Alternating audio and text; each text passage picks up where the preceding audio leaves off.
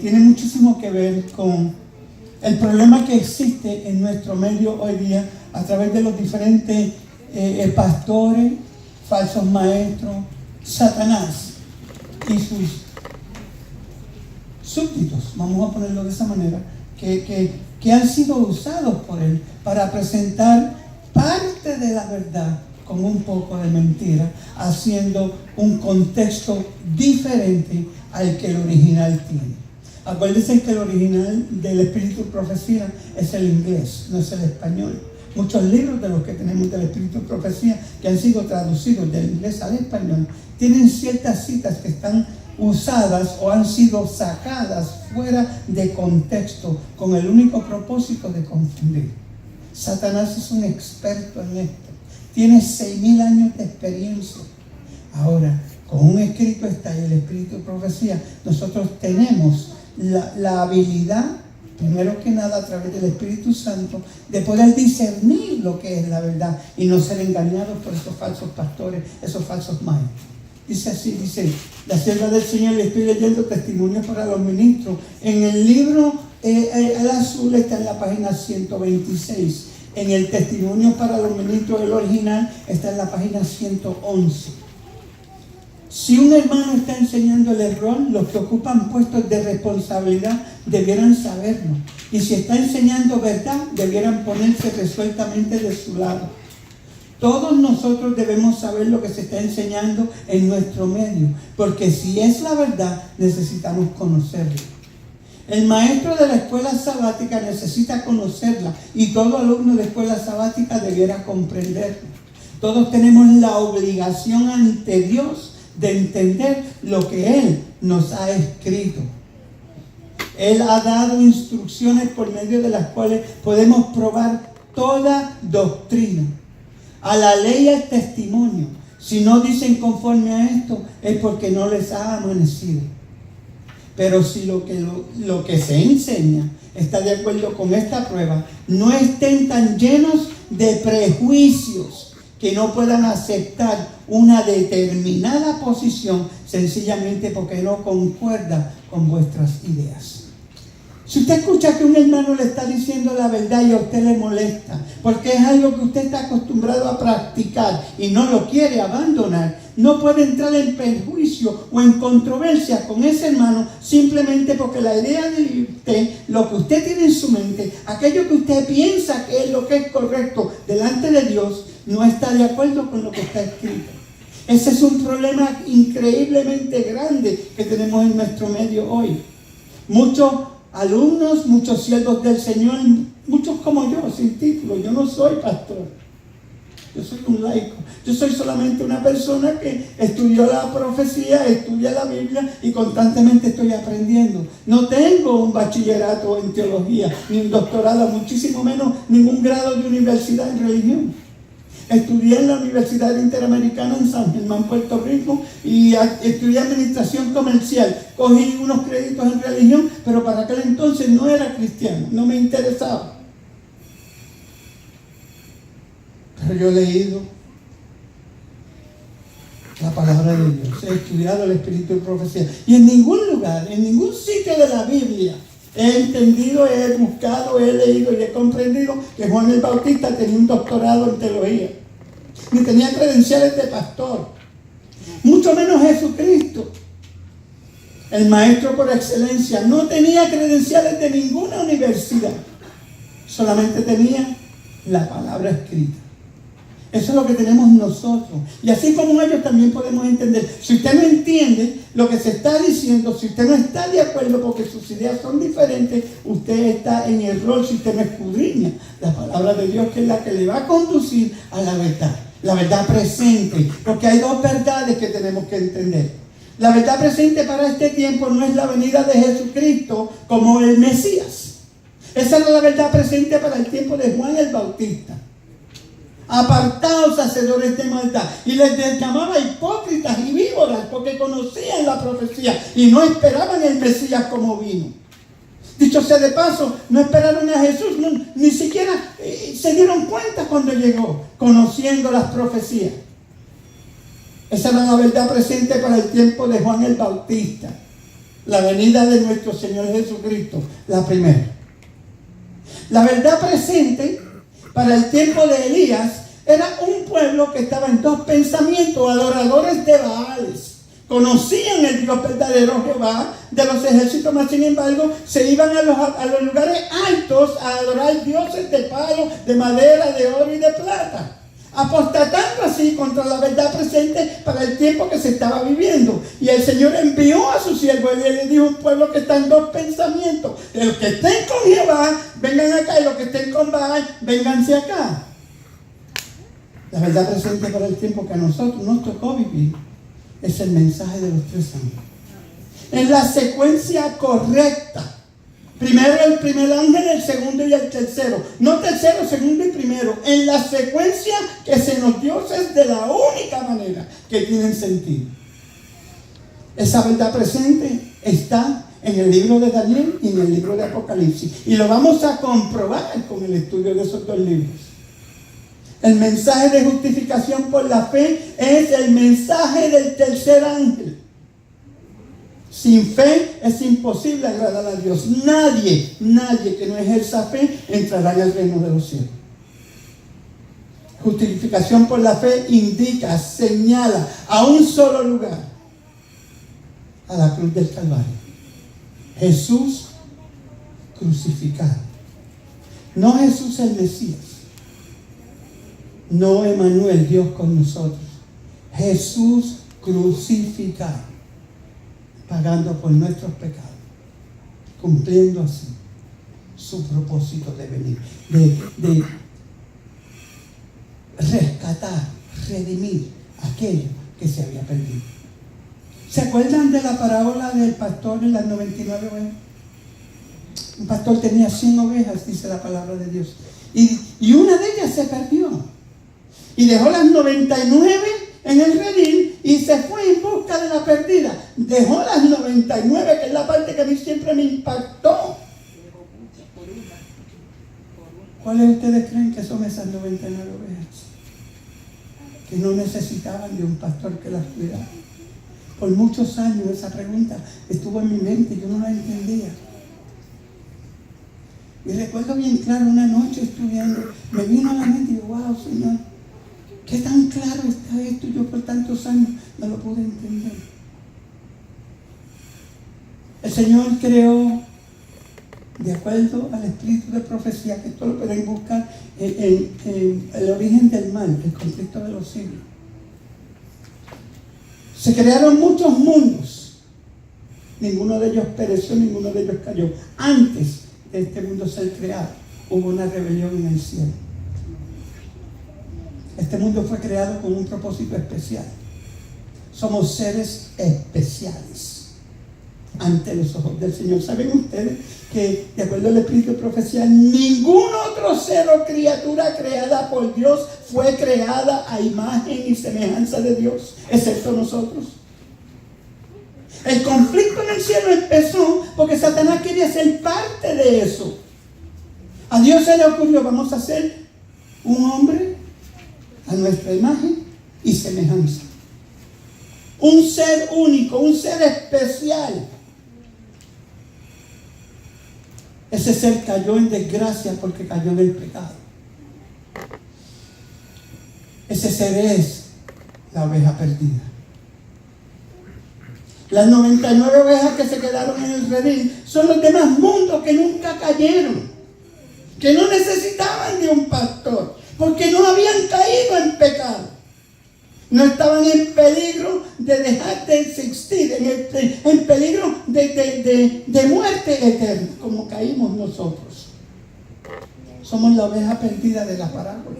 Jesús dejó las 99 allá en el redil del cielo y vino acá a la tierra transformándose en hombre como nosotros, para rescatarnos, para buscarnos, para encontrarnos, para curarnos. La que estaba con la pierna partida, la palabra lo habla bien claro. Necesitamos entender el propósito que Jesús tiene. ¿Por qué estoy haciendo estos comentarios? Porque estoy haciendo esto como parte de la introducción. Porque he leído esta cita que habla de que a veces entramos en controversia cuando un hermano presenta la verdad y porque no concuerda con las ideas que nosotros tenemos, inmediatamente hay contrariedad, hay discordia en la misma iglesia. Les tengo malas noticias, hermano. Cuando eso pase contigo, ese espíritu no es de Dios. Necesitas reprenderlo, necesitas levantarte y despertar, porque Satanás no quiere que tú te salves. Satanás no quiere que tú sepas la verdad. Satanás no quiere que tú compartas esa verdad con el hermano que está en tinieblas, aquellos que no están aquí. Y Dios tiene un propósito contigo, así como lo tuvo con Pablo, así como lo tuvo con Juan, como lo tuvo con Daniel. ¿Se acuerdan de Pablo? Perseguidor de la iglesia. Pablo creía que estaba en lo correcto. ¿Saben ustedes eso? Que el celo que tenía por dentro le comía por dentro todo tu ser. Que hay un tal Jesús que dice que es Jehová. Él conocía a un Jehová, el Jehová de los ejércitos, el que nunca nadie había visto, el que a todos se les había mostrado a través de las Escrituras, uno que se había presentado en símbolos a través del santuario. Ese Jesús se presentó personalmente en cumplimiento de la profecía como el Mesías. Pablo no lo pudo aceptar. ¿Sabes por qué? Porque nunca se le enseñó. Pablo creció en medio de un pueblo que tuvo toda la ley.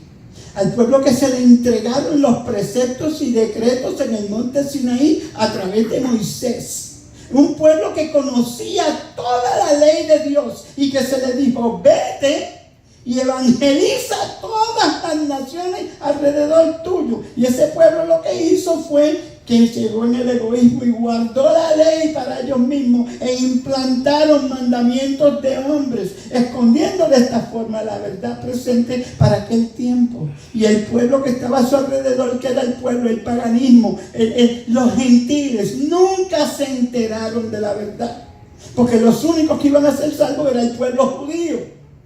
Una mentira que Satanás impuso en medio de ese pueblo. Y por haber hecho eso, el Padre tuvo que enviar al Hijo.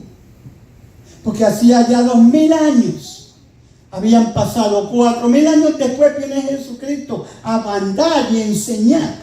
Dice que no vino a quitar la ley, sino a cumplirla. Porque el pueblo que fue enviado a cumplir la ley y dar como testimonio a las demás naciones no lo hizo y la guardó. Hoy día estamos en la misma posición de ese pueblo. Somos la iglesia adventista del séptimo día, que el pueblo de Dios, que hoy día se llama el remanente. El mismo remanente de aquel tiempo. Se nos dio una verdad y tenemos un llamado. Nuestro llamado es proclamar el mensaje del tercer ángel para el tiempo que estamos viviendo. Esa verdad solamente se va a entender a través del estudio de las profecías. Las profecías, aunque ustedes no lo sepan, ¿saben en dónde estaba? Vamos a poner un ejemplo. ¿Cómo empezó esta iglesia? Vamos a decir, la iglesia primitiva, la iglesia de Jesús asciende. Tenemos en Juan capítulo 20, el versículo 20, el soplo del Espíritu Santo. Tenemos en Juan 17, donde Jesús obra por esos 12 apóstoles, los discípulos en aquel entonces. Y les encomienda un mandato, les dice: no hagáis nada hasta que venga el Espíritu Santo. En aquel día lo llamó el Consolador, de acuerdo a la mayor parte de las escrituras que tenemos hoy. El primer derramamiento del Espíritu Santo está en Juan 20, 22. Es el soplo del Espíritu Santo sobre los apóstoles. Ese trabajo que tenía el Espíritu Santo en aquel entonces no era de poder, era de purificación. Empezó de adentro hacia afuera a sacar el yo, pero había que hacer algo. Si ustedes leen bien, en el primer capítulo del libro de los Hechos, dice, no estoy seguro, creo que es el versículo 16, dice que los apóstoles estaban en el aposento alto, escudriñando las escrituras y unánimes en oración. Escudriñar las escrituras, hermano mío, era estudiar profecía en aquel entonces, porque luego dice que pudieron entender el por qué Jesús tenía que morir y al tercer día resucitar. Entendieron por qué era que el Mesías, su maestro amado,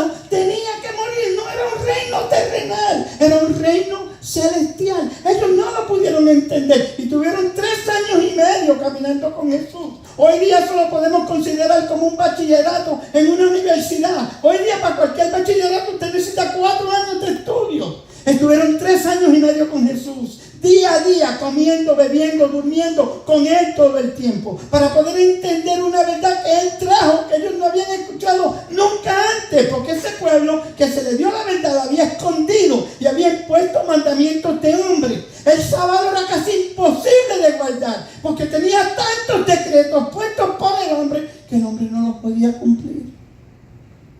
Había tantos pasos que solo se podía caminar el sábado, que no podías tomar del paso, tantas cosas que se pusieron que el sábado era un tormento. Cuando el Señor nunca dio ninguno de esos mandatos. Pedro, si ustedes ven, en ese capítulo número 2, en el versículo 1 dice que en el día de Pentecostés, Pablo predicó, o la predicación,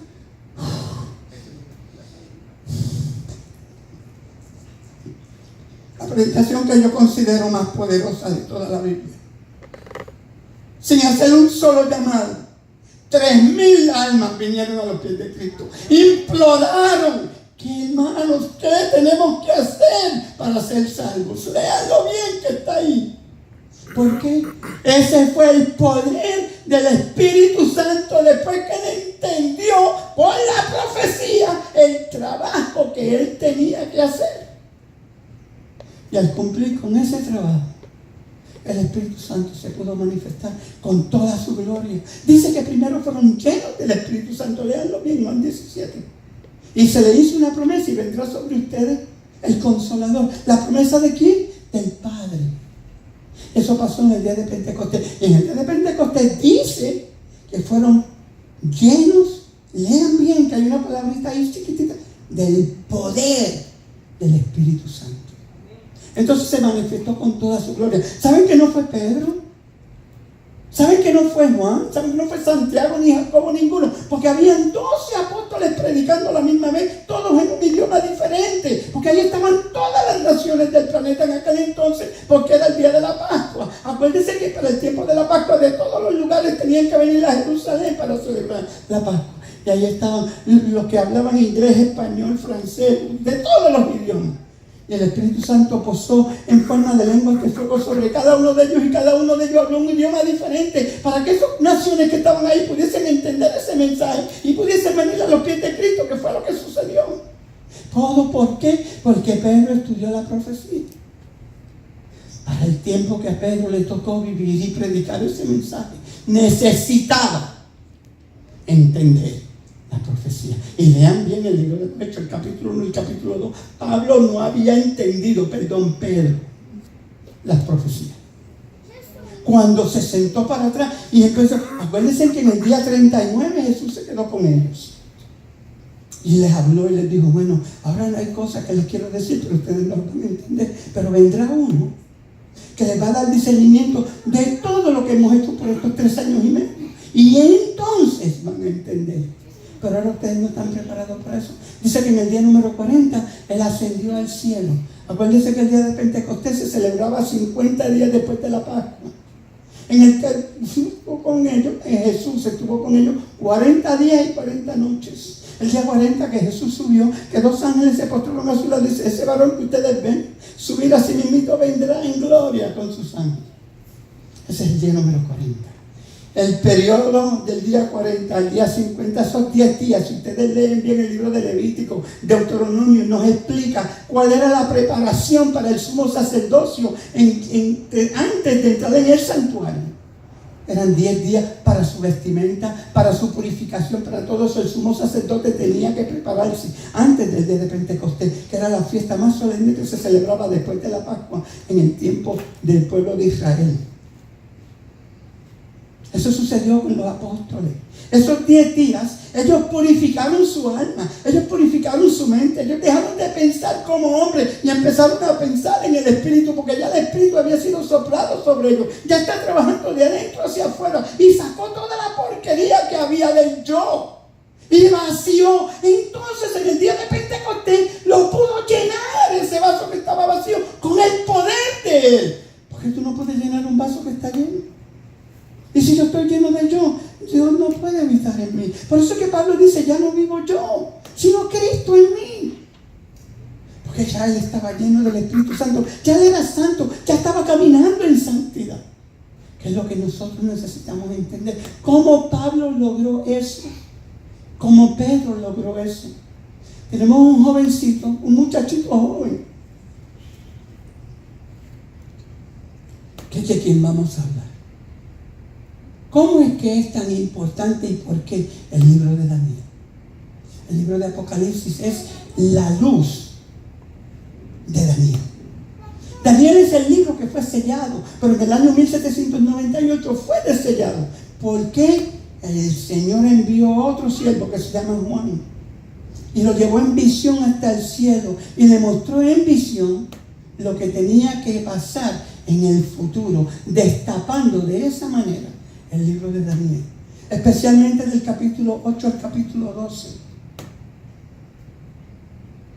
El capítulo 7 de Daniel y el capítulo 13 de Apocalipsis van cogidos de la mano. El capítulo 2 de Daniel y el capítulo 7 van cogidos de la mano. Del capítulo 8 en adelante empieza la profecía de las 2300 tardes y mañana que se tenía que cumplir para que pudiésemos entender qué era lo que iba a pasar en 1844 y dónde Jesús iba a estar para ese entonces, a quien nosotros tenemos que estar mirando. Tú no puedes ver a alguien si tú no sabes en dónde está. El Señor en su amor, en su misericordia por nosotros, para que no nos perdamos en el tiempo que nos tocó vivir, pero más que nada para que se lo digamos a aquellos que están en tinieblas, que Jesús ahora mismo está en el lugar santísimo y que se está celebrando un juicio y que ese juicio empieza por los muertos y que después de ese juicio no va a haber más oportunidad porque se va a acabar el tiempo de la gracia y después que se acabe ese tiempo de la gracia vienen las plagas y todo aquel que no esté con Cristo se va a perder. Ese es el mensaje tuyo y mío. Eso es lo que tenemos que decirle a un mundo que está en tinieblas. Por eso fue que fuimos llamados. Por eso es que estamos aquí. Por eso es que nos tenemos que preparar. Por eso es que hay que estudiar la profecía, porque ella es la que nos va a preparar. Porque en segunda de Pedro dice que vendrán muchos falsos pastores, muchos falsos maestros, y van a enseñar teología y vientos de doctrina que son falsos. Y si tú no conoces bien cuál es la profecía para este tiempo, tú también vas a ser engañado. Mateo 24 dice, y muchos serán engañados, aún los escogidos. Ese eres tú y yo, que somos escogidos por Dios para llevar ese mensaje. Hermano, yo no estoy aquí porque yo creo que yo sé más que nadie. Gloria a Dios que yo no sé nada. Por eso estoy, porque no sé. Quiero saber, tengo hambre y sed de justicia, de Cristo, de lo que está escrito. ¿Qué es lo que me toca, Señor, para yo ser salvo? Bautizarme en el nombre del Padre, del Hijo y del Espíritu Santo. Eso dijo Pedro, aquellos 3,000. Pero ahí se quedó. No, tuvieron que seguir perseverando en el Espíritu para poder llegar a la santidad que se requiere para poder entrar. Ese es el problema que tenemos nosotros. Tenemos la luz, pero no caminamos en santidad. Hay un problema bien serio que tenemos que resolver. Todo aquel que quiera ser salvo, todo aquel que quiera entrar en el reino de los cielos, tiene que vencer el yo. Es el peor enemigo con el cual vas a pelear en esta vida. Tu peor enemigo eres tú mismo. Se tiene que acabar los deseos de la carne. Hay que dejar el café, hay que dejar la carne. No por los motivos que sean, porque esos materiales son de la carne. Lo que es del Espíritu es lo que tenemos que buscar. Para poder entender lo que es del Espíritu, tenemos que abandonar las pasiones y los deseos de la carne. La carne que comemos hoy día está contaminada, contamina tu sangre. Cada vez que tú tomas café, cada vez que tú fumas un cigarrillo, cada vez que tú bebes alcohol, cada vez que tú tomas té, cada vez que tú te tomas una soda. Y si sigo por aquí estamos hasta la noche, porque la reforma pro salud es grande y abarca bastante, pero es lo único que va a permitir que tu cerebro esté adecuadamente preparado para poder entender lo que es espíritu. El Espíritu se manifiesta en lo que está limpio. Este es el templo del Espíritu Santo. Y aquí es donde Él quiere morar. Y si no está limpio, te tengo malas noticias, hermanito mío. Tú podrás ser Madre Teresa, como le llaman por ahí. Pero el Espíritu Santo no mora en ti. Porque el Espíritu Santo no puede morar en donde hay inmundicia, en donde hay contaminación. La carne contamina la sangre, y en la sangre está la vida, y Él quiere morar en donde está la vida.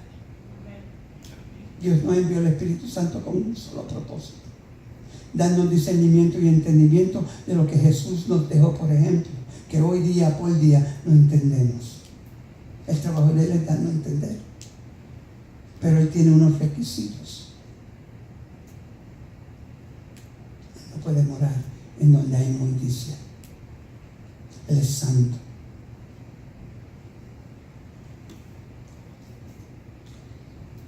Las hormonas, los preservativos, todos los químicos, toda esa porquería, el azúcar, la soda, todas estas cosas, la levadura, contamina tu sangre.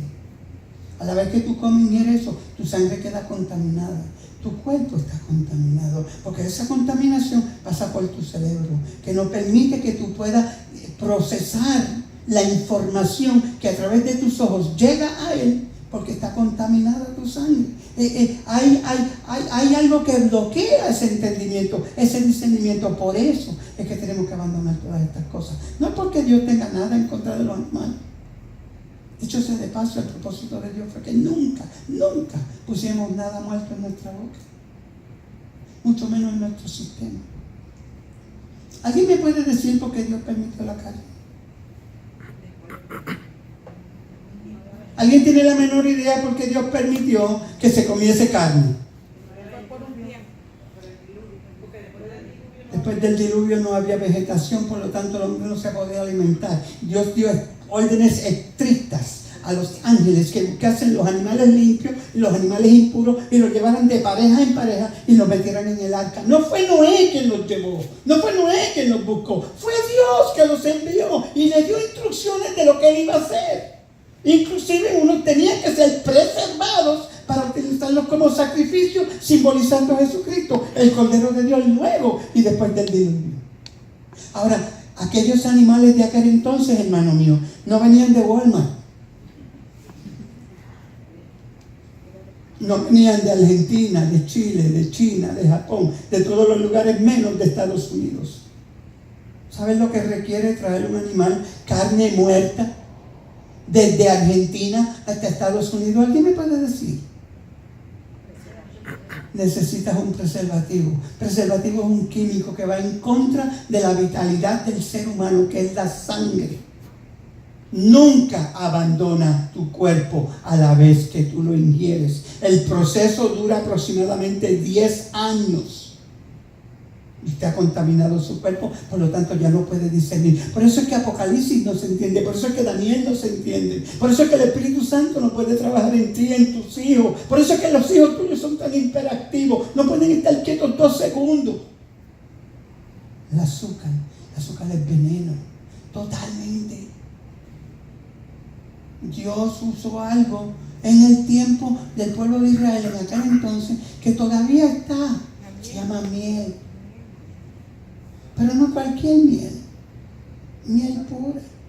Porque hay muchos por ahí diciendo que es miel y que es orgánica y que sé yo que soy orgánico. Yo conozco un pastor que cada vez que menciona la palabra orgánico hace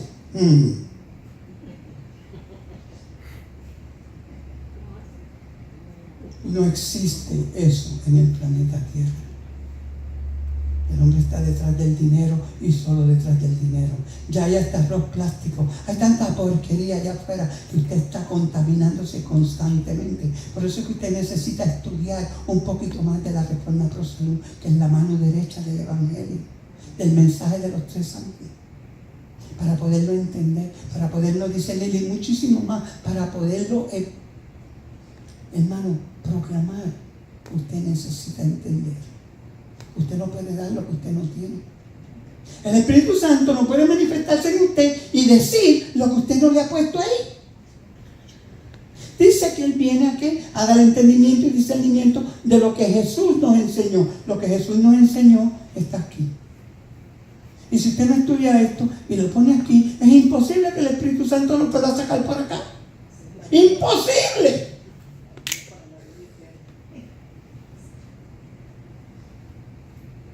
Y lo que estoy diciendo parece monótono, yo creo que todos lo sabemos, pero en esta plataforma que yo quise poner, yo simplemente quiero que estemos claros el por qué es que no entendemos a Daniel, el por qué es que no entendemos Apocalipsis y por dónde es que tenemos que empezar para que eso sea parte de nuestra vida de ahora en adelante. Hay que dejar la carne, hay que dejar el café, hay que dejar la soda, hay que dejar el cigarrillo, hay que dejar el alcohol, hay que dejar toda esa contaminación que constantemente estamos metiendo en nuestro cuerpo para que podamos consagrar nuestra vida al Señor, para que el Señor te pueda usar allí. Que deje también el chocolate, porque decimos mucho el café, pero el chocolate también está harto de azúcar y de cafeína. Si vamos a hacer una lista de todo lo que usted no puede comer, hermano mío, le tengo bien malas noticias, pero malas. Vas a pasar mucha hambre. Por eso es que el Espíritu dice que nos tenemos que preparar y tener una comida al día si fuese posible. El Señor en Génesis, en el capítulo 1, nos dio la receta. No tenemos que ser adivinos, no tenemos que estar preguntándole al doctor ni al científico. Ahí está, mira qué sencillito, mira, para que tú veas. Génesis capítulo 1, haciendo una pausa de lo que estamos hablando, solamente para que ustedes vean la contestación a todo está aquí. Anoche estábamos hablando un poquito de esto, pero mira, Génesis capítulo 1 y el versículo 29 dice: y dijo Dios, he aquí que os he dado toda planta que da semilla que está sobre la faz de toda la tierra, y todo árbol que hay fruto de árbol que da semilla os será para comer. ¿A dónde dice ahí que hay una vaca o un pollo para comer? ¿Alguien me puede enseñar? En todo Génesis, búsqueme. Entonces, ¿por qué no lo comemos? No, yo no como carne viejo, no carne de vaca ni carne roja, hermano. Yo solamente como pollo. Hello. ¿Tú sabes que el pollo es la peor carne de todo el planeta? ¿Sabe lo que hacen para que usted coma pollo hoy día? ¿Sabe que hay un lugar que se llama McDonald's? Un lugar que se llama Kentucky Fried Chicken. Hay un sitio que se llama Chicken Filet. Y si sigo por aquí, no tenemos tiempo para mencionar todos los que venden pollo. ¿De dónde ustedes creen que lo sacan? ¿Hay tanto pollo en este planeta? Hello, no. ¿Saben por qué no? Porque somos carnívoros del pollo. Entonces ellos, a través del espíritu satánico que Satanás ha puesto en ellos, han ideado una forma de que todos tengamos pollo, todos los días, día y noche si usted quiere. Pero ese no es pollo de verdad, mi hermanito.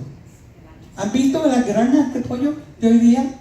Como con un proceso de luces y de cosas, el huevo, y el huevo se germina y sale, ¿cómo se llama? El pollito, y el pollito a los 3 o 4 días ya es un pollo, y a la semana ya es una gallina, y a la semana y media ya está en el supermercado porque usted se lo come. Pero tiene un problema ese pollito. Tiene unas hormonas que le han inyectado, que ¿ha visto usted las niñitas de hoy de 12 años óyeme, ¿qué? Entonces, si no le ve la cara bien, se creen que es una mujer. Las niñas de hoy día, usted las mira caminando así detrás. Sí, óyeme, Señor. Aquellos que venimos del mundo saben de lo que estoy hablando. Eso no es pollo, mi hermano. Eso todo es un invento del hombre. ¿Han escuchado que en un tiempo, y es comprobado, yo tengo una Biblia, se llama la Biblia arqueológica, el grupo Nelson la escribió? Todos los encuentros arqueológicos de este planeta que se han encontrado están ahí y corroboran todo lo que dice la Biblia. ¿Han escuchado de un señor que se llama dinosaurio? ¿Cuántos tenemos de ellos? ¿Ha visto usted alguno de ellos? Que no sea en Hollywood, por favor. Un dinosaurio. ¿Quién ha visto un dinosaurio? ¿Por qué? Si en el arca el Señor dio órdenes que todos los animales creados por Él entraran en el arca y se salvara uno de cada especie de los impíos y 7 de los limpios. ¿Sí o no? ¿Dónde está el dinosaurio que no está con nosotros? ¿Qué pasó? Porque el dinosaurio no fue creado por Dios.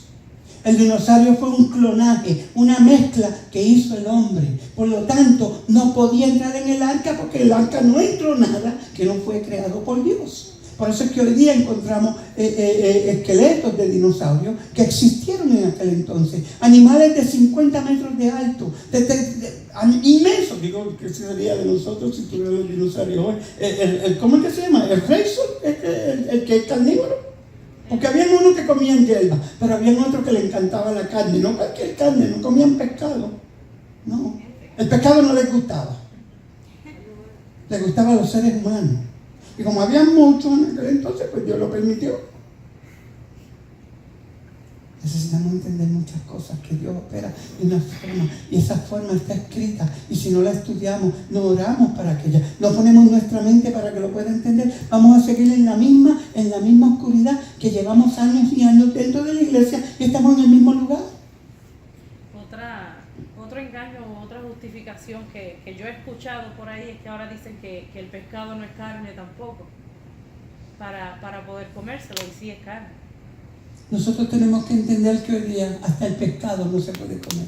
¿Sabe por qué? Está contaminado. Han hecho lagos, se llaman man-made waterholes, o sea, de estos de reservas de agua, ¿no? Es como un lago bien grande hecho por el hombre, y ahí han tirado un salmón. ¿Salmón es que se llama? El salmón. A ese solo salmón, ¿usted cree que él se casó y una salmona vino y tuviera un salmonito? ¿Así es? No, mi amigo. Es que el hombre le ha inyectado y él ha procreado de tal manera que por miles y miles y miles y miles tienen que venderlo bien rápido, lo están casi regalando ya. Pero ¿sabe qué?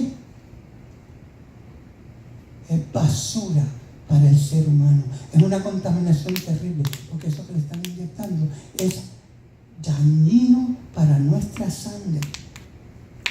Todo pez ha sido contaminado en los mares, ya no hay peces puros. ¿Por qué? Porque el hombre, detrás del dinero, ha cogido. ¿Qué usted cree cada vez que usted le cambia el aceite a su carro? Y estas partes que no se pueden usar, ¿dónde usted cree que termina? En el fondo del mar. Por años y años y años y años el hombre ha estado alzando el mar como un basurero, un lugar donde han tirado todo. Esa contaminación de mercurio, de un montón de cosas, está ahí. Los peces viven ahí. Esos son los peces que traen a nuestro mercado, que usted compra, que están contaminados, que usted se los come. Eso entra en su sangre y en la mía cuando usted lo come. Y no estoy aquí para asustar a nadie. Estoy aquí para que pongamos nuestra mente a pensar y podamos ver cómo nos está afectando no estudiar la palabra de Dios, las profecías, los libros que el Señor dejó escritos para nuestro entendimiento en el tiempo del final. Leído 1 Corintios 10, el versículo 11. 1 Corintios 10, el versículo 11 dice: todas estas cosas fueron escritas como ejemplo para nosotros, los que hemos alcanzado el fin del tiempo. O sea, los días postreros. Dice con exactitud, eso es hoy. Eso es para ti y para mí. Nosotros, ¿quién las escribió? Todos estos grandes hombres de Dios. Dice que la Biblia tuvo un promedio de 1500 años en ser terminada por 40 hombres diferentes. Muchos de ellos ni siquiera se conocieron el uno al otro, mas sin embargo escribieron lo mismo. ¿Por qué? Porque todos fueron inspirados por un solo espíritu, el Espíritu de Dios, el Espíritu Santo. Dios tenía un solo propósito con eso. Era informarnos a nosotros el engaño que iba a haber y que despertáramos para que no fuésemos parte de ese engaño. Y hoy día nosotros vivimos como si no tuviéramos un mapa. ¿Tú sabes qué yo considero esto? Un GPS al cielo. Y este no falla. El mío, cuando llueve, me manda para Tampa cuando quiero ir para Orlando.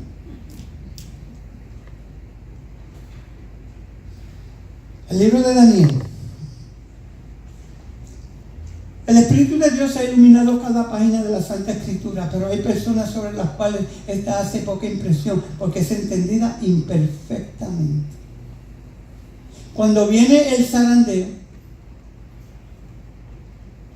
por la introducción de falsas teorías, voy a repetir esa parte de nuevo, escuchen bien.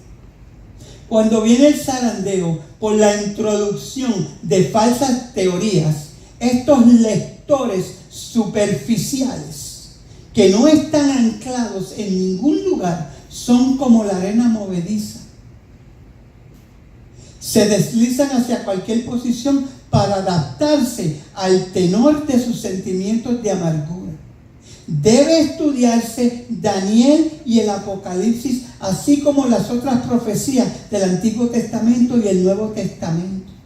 Haya luz, sí, luz en vuestras moradas. Necesitamos orar por esto.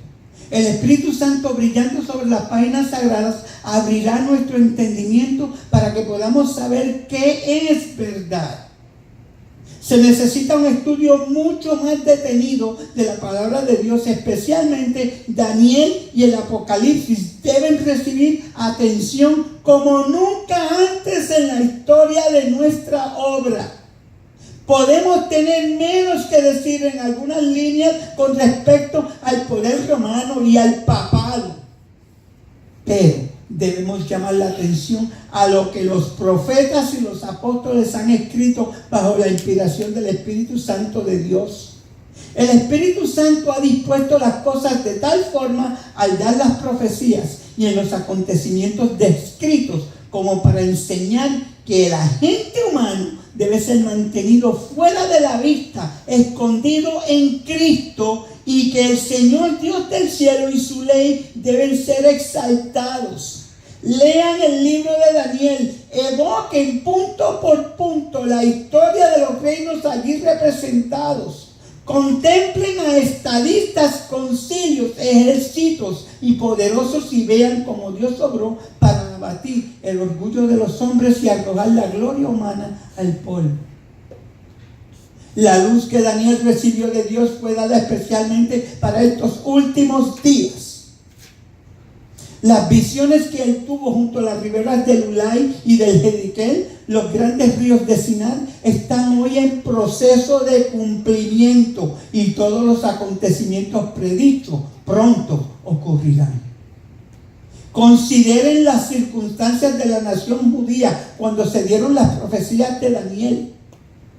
Dediquemos más tiempo al estudio de la Biblia. No entendemos la palabra como deberíamos. El libro de Apocalipsis se inicia con una orden a entender la instrucción que contiene. Dios declara: bienaventurado el que lee, los que oyen las palabras de esta profecía y guardan las cosas en ella escritas, porque el tiempo está cerca. Cuando como pueblo entendamos lo que este libro significa para nosotros, se verá entre nosotros un gran reavivamiento. No entendemos plenamente las lecciones que enseña, a pesar del mandato que nos fue dado de investigarlo y estudiarlo. En el pueblo los maestros declararon que Daniel y el Apocalipsis eran libros sellados. El pueblo se apartó de ellos, pero la propia mano de Dios descorrió el velo de esas porciones de su palabra, cuyo aparente misterio ha impedido que muchos la levanten. El mismo hombre y el mismo nombre Apocalipsis contradice la declaración de que es un libro sellado. Revelación significa que algo de importancia es revelado. Las verdades de este libro se dirigen a los que viven en estos últimos días. Nos encontramos con el velo quitado en el lugar santo de las cosas sagradas. No debemos estar fuera, debemos entrar, no con pensamientos irreverentes o irreflexivos, no con pasos impetuosos, sino con reverencia y temor piadoso. Nos acercamos al tiempo en que las profecías del libro de Apocalipsis están por cumplirse. Tenemos los mandamientos de Dios y el testimonio de Jesucristo, que es el espíritu de profecía. En la palabra de Dios se hallan gemas impreciables. Los que investigan esa palabra deben mantener la mente clara. Nunca deben complacer el apetito pervertido al comer o beber. Si lo hacen, el cerebro estará confundido. Serán incapaces de soportar el esfuerzo que exige cavar profundamente para encontrar el significado de aquellas cosas que se relacionan con las escenas finales de la historia de la tierra. Cuando los libros de Daniel y el Apocalipsis sean mejor entendidos, los creyentes tendrán una experiencia religiosa completamente diferente. Recibirán tales vislumbres de los portales abiertos del cielo que en la mente y el corazón se les grabará el carácter que todos deben desarrollar con el fin de comprender la bendición que será la recompensa de los puros de corazón, la vida eterna. ¿Quieren que repita eso? ¿Quién aquí no entiende lo que se está leyendo? Testimonio para los ministros. Página 128 en este, página 111 en el otro. En la computadora aparece en la página 96.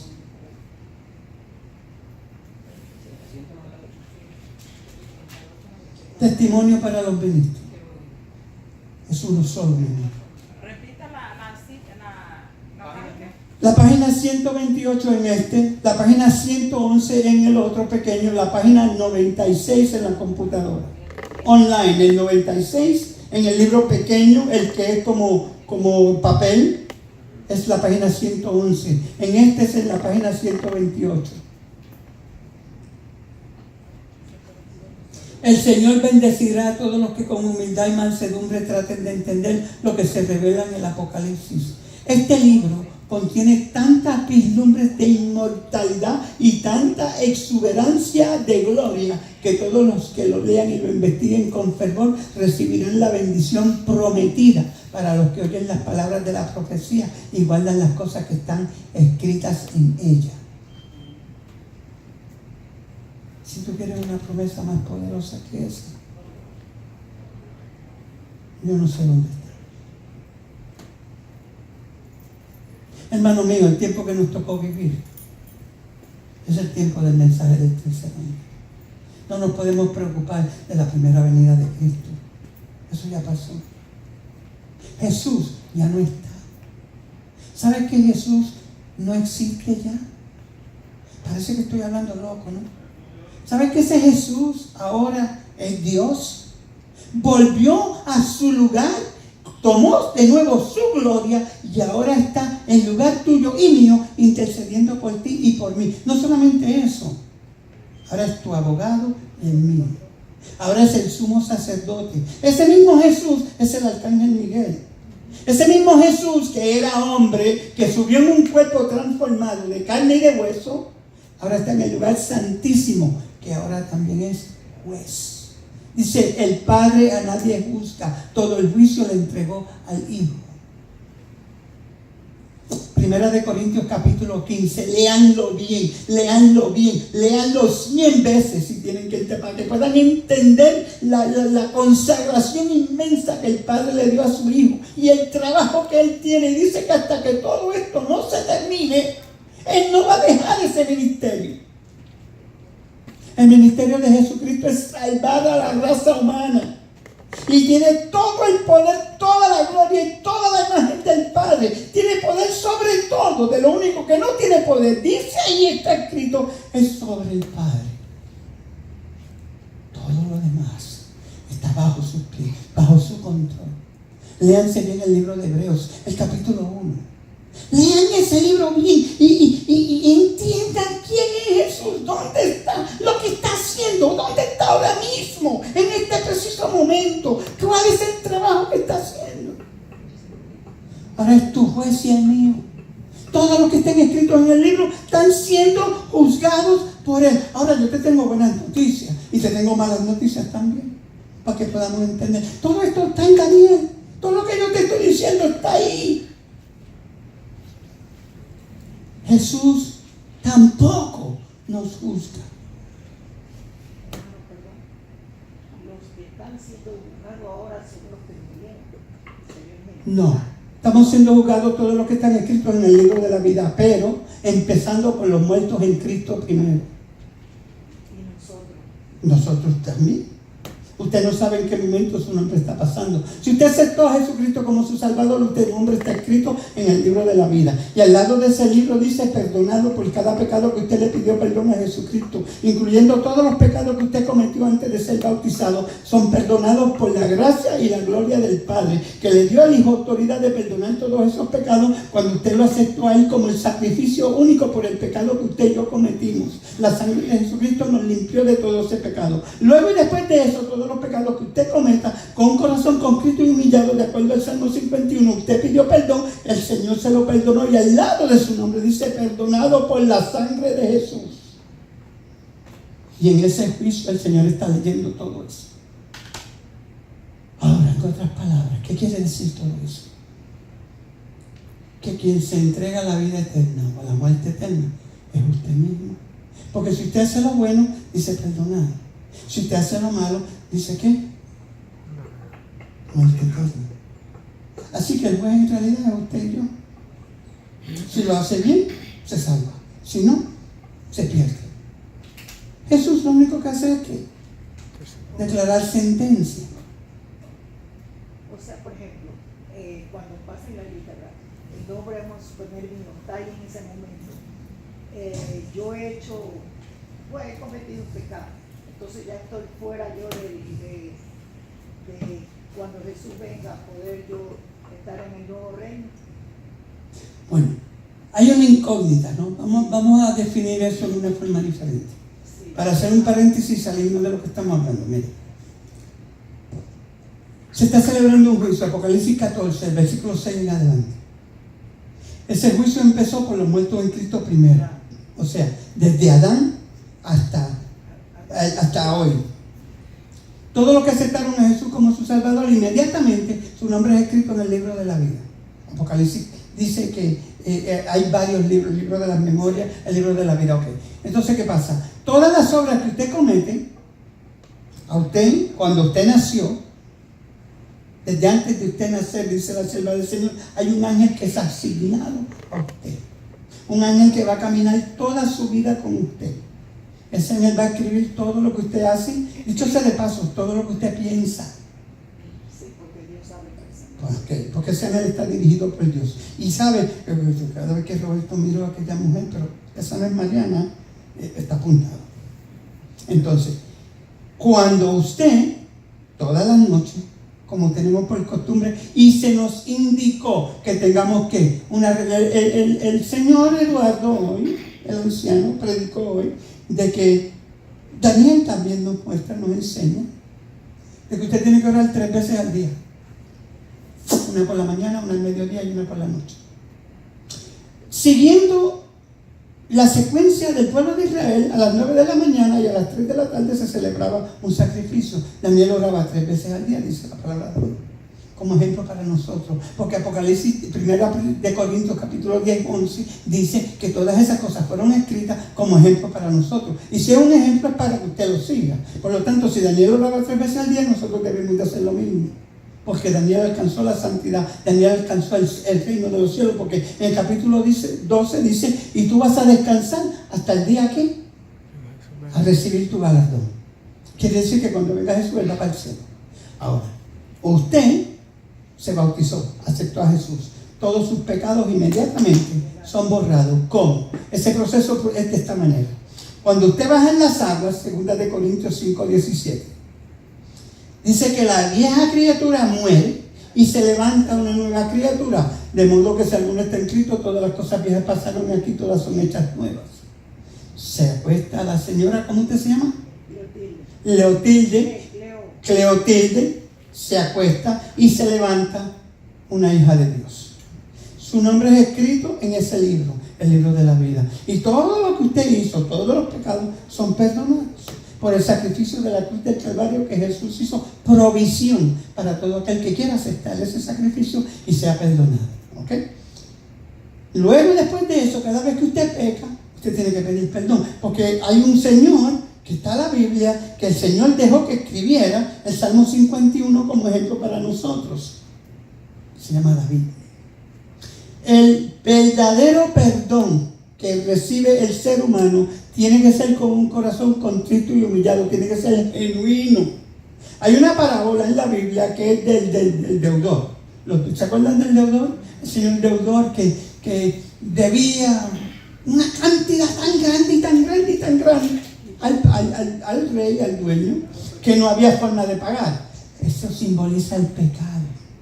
No hay forma de que podamos pagarle al Señor nuestro pecado, a menos que haya un derramamiento de sangre. Pero tiene que ser un derramamiento de sangre de un ser puro, limpio, que nunca haya pecado. ¿Quién usted encuentra en este planeta que tenga esa cualidad? Nadie. Por eso es que es imposible pagarlo. Tenía que ser Jesús. Entonces dice en esa parábola que este señor le debía esa cantidad al Señor, a su dueño. ¿No? No mucho, las personas que le debían no le debían mucho. No, espérate, todavía no hemos llegado ahí. El Señor le debía al Señor una cantidad inmensa que él no podía pagar. Y empezó a llorar y a suplicar, Señor, perdóname. Y pidió perdón y dijo, el Señor, usted sabe que cada vez que usted pide perdón, inmediatamente es perdonada en el cielo. ¿Sabe cómo sabe Jesús si ese perdón es genuino y verdadero? No porque él no lo sepa, pero demostrarle a los demás seres de los demás mundos que están viendo, que no pueden leer su mente como él puede, por las obras. Cada vez que usted pidió perdón por robar, y después cuando nadie está velando, usted fue y robó otra vez, ellos están velando. Entonces ya ellos saben, mira, pidió perdón por robar, pero ese perdón no era genuino porque volvió a robar. Pidió y suplicó y dice que el Señor lo perdonó. Ok, mira, perdón, te voy a perdonar toda la deuda. Ay, el hombre lo sacaron de la cárcel y lo dejaron libre y se fue. Dice la parábola que yendo por el camino se encontró con un hermano que le debía $5. Y lo vio de allá y rápido cruzó la calle y fue para allá. Y dice la parábola que lo agarró por la marcha y lo agarró por el cuello. Y fue a ver $5 que me va a pagar. ¿Y cuánto me lo pague por venir de la Biblia? Dice que uno de los testigos que estaba en el juicio, que el padre le perdonó toda aquella inmensa deuda, iba caminando. Esos son los ángeles. Ese testigo simboliza ángeles que están por todos lados y están viendo las obras suyas y las mías. Y dicen que el ángel fue y vio. Y mira, pero le dice al otro ángel, pero el Señor no le acaba de perdonar toda esa deuda grande que él no podía pagar. ¿Quién por $5 quiere matar a su hermano? Y fue para allá. ¿Y cuál es el trabajo de los ángeles? Informarle al Señor. Informarle al Señor de qué? Del redil. Mira, tú no le perdonaste allá a Roberto una deuda que él no podía pagar. Sí, yo le perdoné toda la deuda a Roberto. Allá está Roberto, quiere matar a Eduardo por $5 que Eduardo le paga. ¿Cómo? Dice el padre. Tráiganmelo acá. Y dice que los ángeles fueron y buscaron al Señor y lo trajeron donde el Señor. Óyeme, no te perdoné yo una deuda que tú no podías pagar.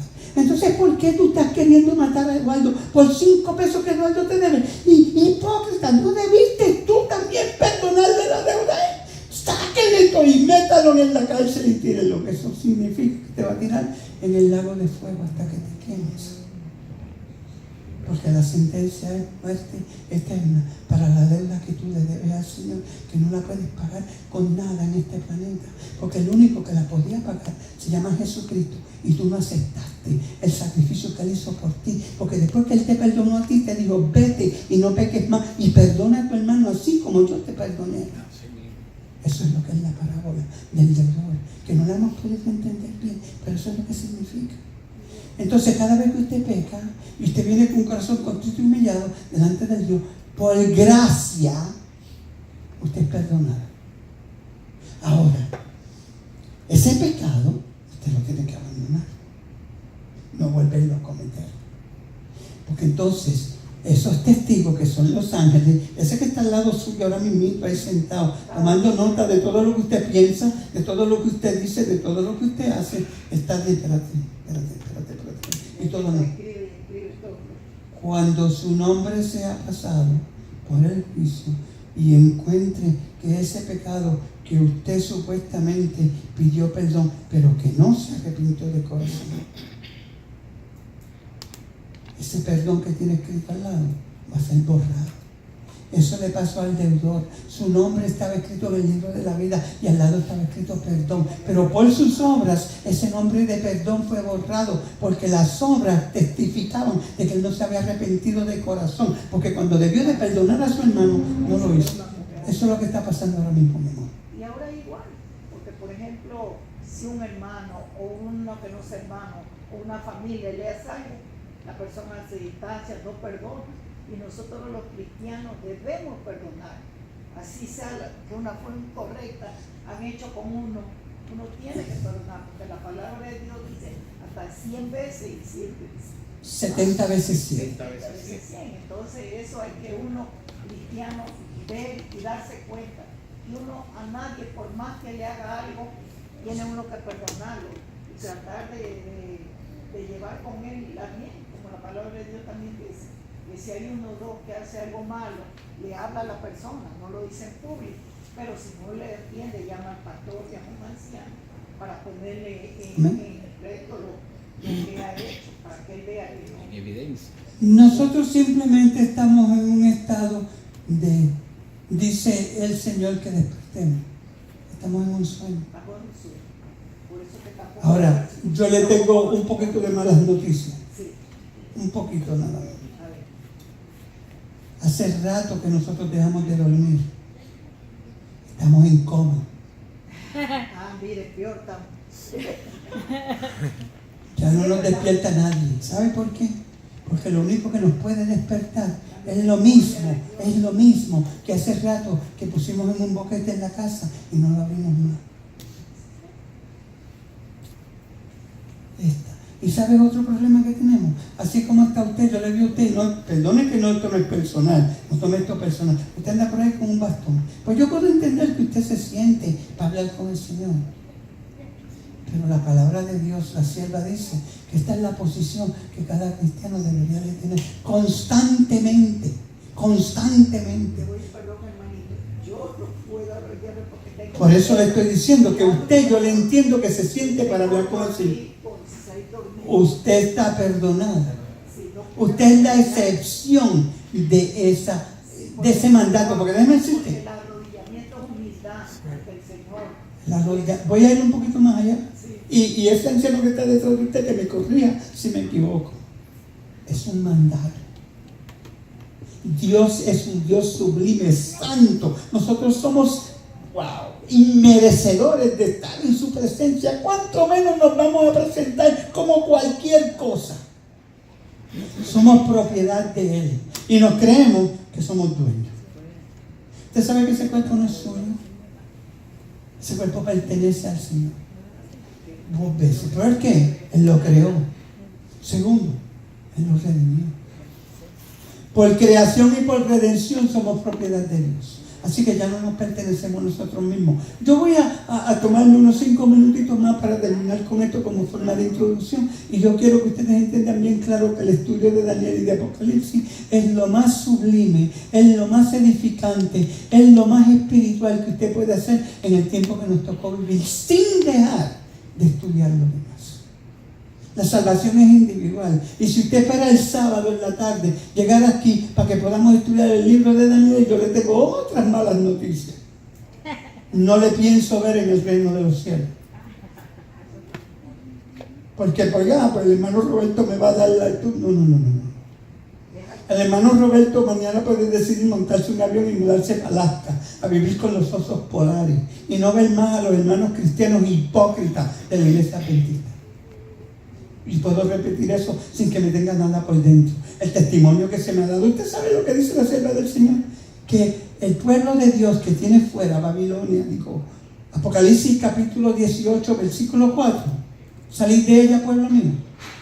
70% del verdadero pueblo de Dios está en el mundo todavía. ¿Sabe por qué? Dice ella. Porque si viniesen hoy a la iglesia llamada por Dios, se perderían por el testimonio que le damos. Predicamos y hablamos, pero vivimos muy poco lo que hablamos. Las palabras son muchas y se las lleva el viento. Nosotros necesitamos entender que es tiempo de despertar y es tiempo de que hagamos un compromiso con el Señor Jesucristo, a abrir la palabra de Dios, a orar como debe ser y buscar como ejemplo no solamente Jesucristo, sino todos esos grandes hombres que Dios presentó como ejemplo para que nosotros podamos vivir así como Daniel, así como Juan. ¿Sabe que Daniel estuvo en el pasado y Juan estuvo en el futuro? Y entre medio de los dos está Jesucristo. ¿Ha visto que esa es la profecía? Daniel ¿sabe por qué Daniel escribió el libro de Daniel? ¿O no sabe? ¿Alguien sabe? Porque eso es lo que voy a dar el sábado próximo. ¿Por qué Daniel escribió Daniel? ¿Qué lo impulsó a escribir? ¿Dónde estaba Daniel? ¿Qué era lo que estaba pasando? Es bien importante cuando estudiamos profecía conocer el tiempo que se está viviendo. ¿Quiénes son los líderes en ese tiempo? El gobierno. Para que podamos entender la profecía. Porque cada profecía tiene un tiempo, un periodo definido en el tiempo de cumplimiento. Porque la venida de Jesucristo fue profetizada 700 años antes. Pero no fue hasta 700 años después que Él vino. O sea, es como decir, no por mucho madrugar amanece más temprano. Yo me puedo levantar a las 3 de la mañana, pero no quiere decir que si abro la puerta va a ver el sol, porque el sol va a salir a las 7. Y a las 3 yo puedo estar ahí 4 horas esperando, pero no va a pasar. La profecía es igual. Hay profecías de tiempo y hay profecías fuera de tiempo.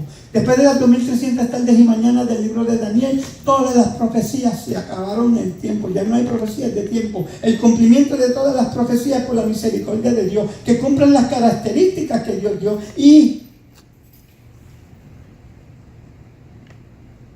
las condiciones. El cumplimiento de la profecía en la vida suya y en la mía. Acuérdense que la salvación es individual. Y la salvación es gratuita y es individual, pero tiene una condición. No nos vamos a salvar porque somos lindos y nos parecemos a Cristo. No.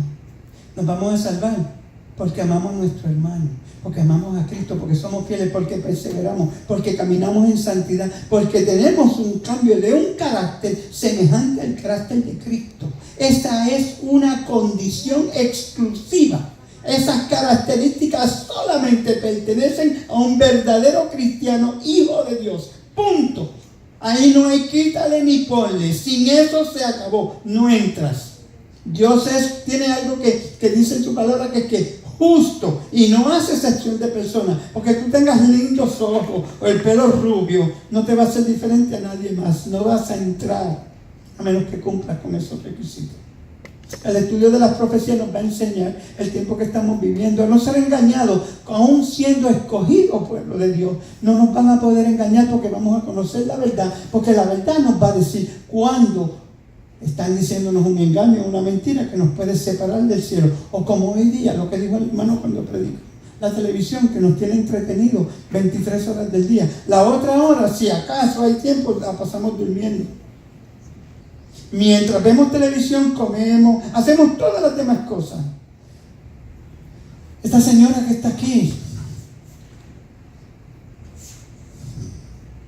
hay un lugar que se llama Facebook, hay un lugar que se llama YouTube. De las otras 23 horas del día, que muchos de nosotros creemos que el día tiene 48, nos las pasamos metidos ahí.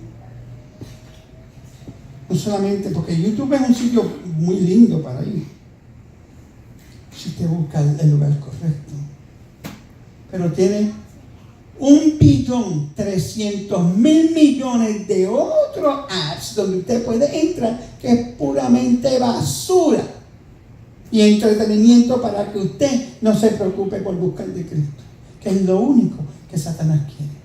Hay un libro que se llama El conflicto de los siglos y hay un capítulo que se llama Acechanzas de Satanás. Hay otro libro que se llama Testimonio de los ministros que se llama Trampas de Satanás. Léanse esos dos capítulos para que usted vea lo que él está haciendo y describe con lujo de detalles el plan que él tiene para pervertir la mente suya, la mía, y que usted no se interese por Cristo.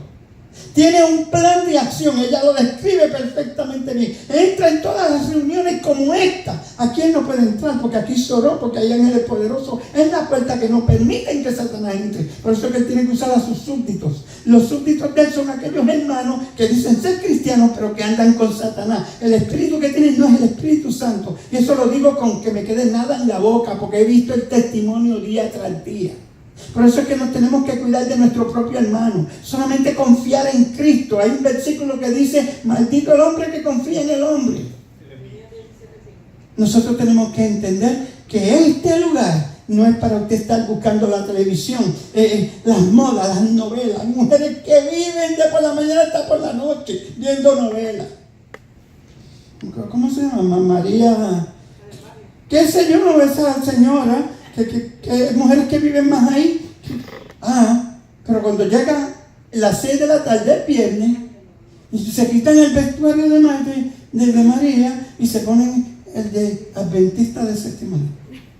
Santas, de primera categoría. Están en la primera fila de las Adventistas, hijas de Dios. Cuando usted habla, sí, hermano, sí que va, hermano, sí que hacen cualquier cosa. Hasta que ya venga el sol el sábado, vuelven otra vez a aquel espíritu que las tenía. Duele, hermana, lo que le estoy diciendo. No me estoy burlando. Duele. Muchos hijos de Dios que están perdidos dentro de la iglesia. La misma iglesia es su peor enemigo. Está mejor en el mundo, porque van a recibir doble castigo. Esto no es un juego. Entonces, mire, la venida de Cristo está tan y tan cerca que casi la podemos tocar y seguimos jugando al cristianismo. Seguimos jugando al santo. Hasta ahorita que baja el sol y nos vamos para allá. Y ya se acabó el sábado. El ángel de Jehová sigue mirando, sigue anotando, sigue escribiendo. Y usted se tira de rodillas esta noche a pedir perdón por todos los pecados que usted cometió. Pero déjeme decirle, ese perdón tiene que ir acompañado con un arrepentimiento genuino. Y tiene que terminar ahí. Tiene que levantar esa rodilla y no volver a pecar más. Tanta mal, hermano, eso es imposible. Mentiras de Satanás. Sí, se puede vivir sin pecar. Se puede. Jesús lo demostró. Moisés lo demostró. Enoc lo demostró. Daniel lo demostró. José lo demostró. David lo demostró. Nabucodonosor, un pagano, lo demostró.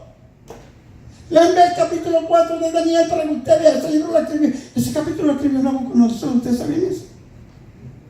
Nabucodonosor escribió el capítulo 4 del libro de Daniel. Un pagano, un rey pagano. Tú sabes lo que pasó, ¿verdad? Dios lo puso a comer hierba por 7 años para que pudiera entender que Él era el Dios de verdad y lo pudiese aceptar. Tú necesitas comer hierba por 7 años para poder entender que Dios ya no está jugando. Y que es algo que tenemos que tomar bien en serio. Vamos a estudiar a Daniel y Apocalipsis no sé por cuántos años. La última vez que empecé con esto tuvimos casi 3 años y medio para terminar solamente Daniel. Sábado tras sábado. Aquí hay unos cuantos que empezaron y que terminaron. Gabriel, Aileen, unos cuantos que estuvimos en aquel entonces. Euperia. Ahora, para terminar.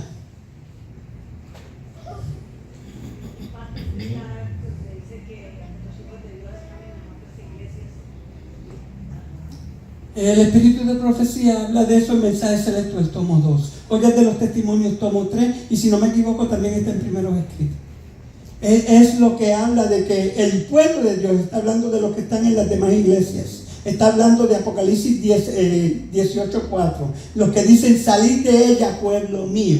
Eso es el pueblo de que ella está hablando. Ahí también está hablando cuando vayamos a las profecías donde dice el ángel de Jehová sale y dice que los 4 ángeles están aguantando los vientos. Viene el ángel y dice, no suelten los vientos hasta que hagamos sellado a los hijos de Dios en su frente. Está hablando de ese pueblo. Jesús como juez intercesor dentro del lugar santísimo y nuestro sumo sacerdote sale y mira y ve todas esas almas que están con un corazón contrito y humillado delante de Él, pero engañados por tantos años. Ni uno de ellos ha guardado el sábado nunca, y dice que tiene piedad y misericordia de ellos, y envía un ángel y dice: dile a los ángeles que no suelten los vientos hasta que estos hijos de nosotros sean sellados. Ese es el sellamiento. Hay 4 sellamientos diferentes, eso lo podemos estudiar un poquito más adelante, va a ser parte del estudio, pero ese es el pueblo del que está hablando ahí. Y ella lo menciona, hay como 3 libros diferentes. Te voy a traer las citas donde están.